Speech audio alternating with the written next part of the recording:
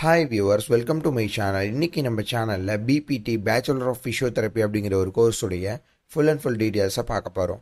Video பார்க்குறதுக்கு முன்னாடி நீங்கள் நம்ம சேனலை இன்னும் சப்ஸ்கிரைப் பண்ணல அப்படின்னா கீழே உள்ள சப்ஸ்கிரைப் பட்டனை கிளிக் பண்ணி சப்ஸ்கிரைப் பண்ணிக்கோங்க. கூட ஒரு பெல் ஐக்கான் வரும், அதையும் மறக்காமல் கிளிக் பண்ணி நம்ம வீடியோக்குள்ளே வாங்க.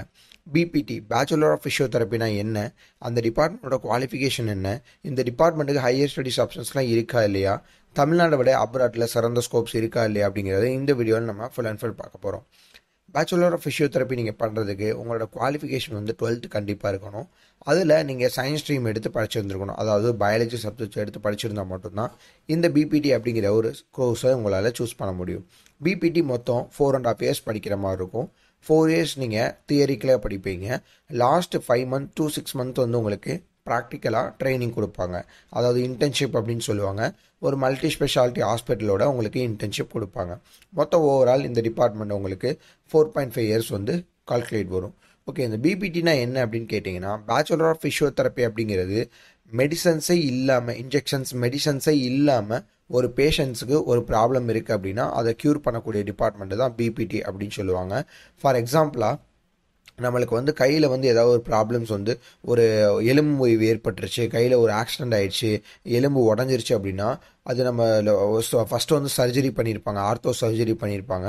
அது ஒரு 2 months 3 months அப்புறம் நம்மளுடைய கை வந்து பழைய நிலைமைக்கு இருக்காது. ஸோ அதை பழைய நிலைமைக்கு கொண்டு வரணும் அப்படிங்கிறதுக்காக ஃபிசியோதெரபிஸ்ட்டை போங்க அப்படிங்கிற மாதிரி சொல்லுவாங்க.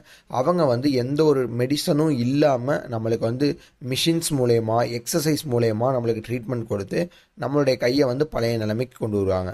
அதுதான் பிபிடி பேச்சுலர் ஆஃப் ஃபிசியோதெரபிஸ்டோட வேலை. இதுக்கு வந்து வேலை இருக்குமா அப்படின்னு கேட்டிங்கன்னா, ஆல்மோஸ்ட் உலகத்தில் வந்து பார்த்திங்கன்னா நிறைய பீப்புள்ஸ் வந்து சர்ஜரி பண்ணுறாங்க. அதில் மேஜரான சர்ஜரி அப்படின்னு சொல்லி பார்த்தீங்கன்னா, நீங்கள் பிரெயினுக்கு பண்ணுறது, அடுத்து ஆர்த்தோ சர்ஜரிஸ் பண்ணுறது, இது எல்லா சர்ஜரிக்குமே கம்பல்சரியாக உங்களுக்கு பிபிடி பண்ண சொல்லுவாங்க. ஒரு மல்டி ஸ்பெஷாலிட்டி ஹாஸ்பிட்டல் எடுத்துக்கிட்டிங்க அப்படின்னா கண்டிப்பாக நீங்கள் ஒரு பெரிய மேஜர் சர்ஜரி பண்ணிங்கன்னா அவங்களுக்கு பர்சனலாக ஃபிசியோதெரபிஸ்ட்டை வச்சு ட்ரைனிங் கொடுப்பாங்க. இது எந்த ஒரு மல்டி ஸ்பெஷாலிட்டி போனாலும் நடக்கக்கூடிய ஒன்று.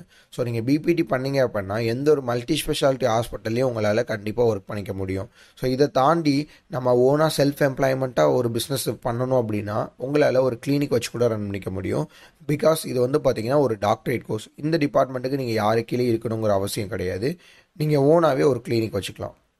ஸோ பிபிடி பண்ணுறவங்க தனியாக ஒரு கிளினிக்கை வச்சு ரன் பண்ண முடியும். அந்த கிளினிக்கில் நீங்கள் பிபிடியோட என்னென்ன ப்ரொசீஜர்ஸ்லாம் இருக்கோ அதெல்லாம் நீங்கள் வச்சு உங்களால் மேக் பண்ணிக்க முடியும்.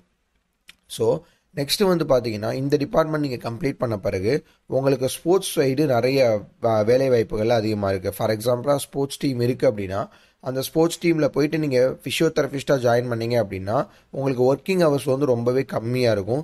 சேலரி வந்து ரொம்ப அதிகமாக இருக்கும். ஸ்போர்ட்ஸ் சைடில் உங்களால் ஒர்க் பண்ணிக்க முடியும். பெரிய பெரிய கிளினிக்கில் உங்களால் ஒர்க் பண்ணிக்க முடியும். அதே மாதிரி வந்து பார்த்திங்கன்னா உங்களுக்கு ஹோம் கேர்லாம் நிறைய இருக்கும். பெரிய பெரிய ரிச்சான பீப்புள்ஸ்க்குலாம் வந்து பார்த்திங்கன்னா ஹோம் கேர் கொடுக்குற மாதிரி நிறைய ஃபிசியோதெரபிஸ்ட் வந்து கேட்பாங்க.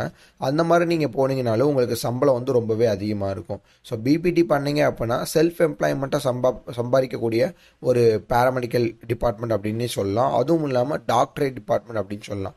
ஒரு கம்மியான ஃபீஸ் ஸ்ட்ரக்சர்ஸில் டாக்டரேட் கேட்டகரி போடணும் அப்படின்னா இந்த பிபிடி கோர்ஸ் போடலாம் அப்படிங்கிற மாதிரி சொல்லலாம். இந்த டிபார்ட்மெண்ட்டுக்கு அப்ராட்டில் ஸ்கோப்ஸ் இருக்கா இல்லையா அப்படின்னு கேட்டிங்கன்னா, பேராமெடிக்கல் டிபார்ட்மெண்ட்டில் பெஸ்ட்டான டிபார்ட்மெண்ட் பிபிடி அப்படின்னா இந்த டிபார்ட்மெண்ட்டுக்கு அப்ராட்லேயும் உங்களுக்கு ஆல்மோஸ்ட் நல்ல ஸ்கோப்ஸ் இருக்குது.